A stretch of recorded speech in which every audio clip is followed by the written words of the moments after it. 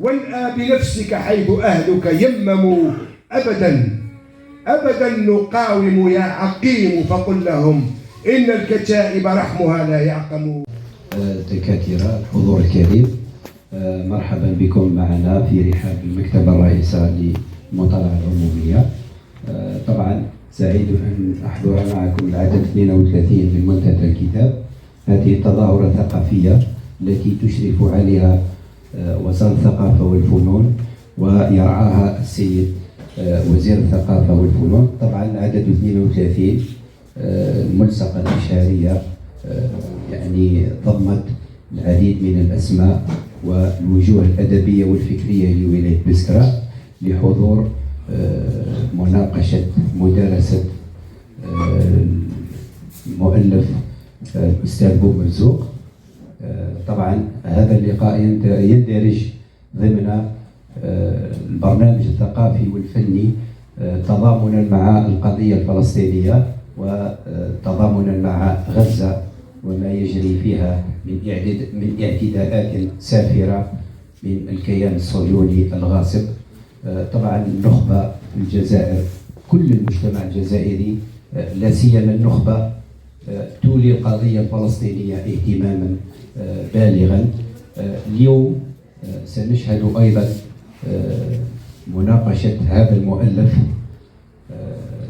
بحضور نخبة من المفكرين والمبدعين في ولاية بسكرة التي كانت دائما حاضرة. بسكرة منبت دائما للمفكرين والمبدعين.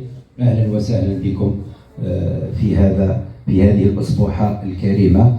أتمنى لكم التوفيق والسداد في مناقشة و يعني دراسة هذا المؤلف الجديد.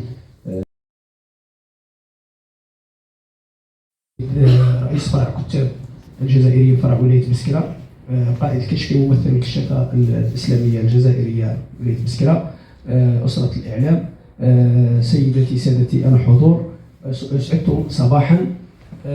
اسمحوا لي أن أرحب بالأستاذ عبد الحميد السكيري الذي اشتقنا له كثيرا.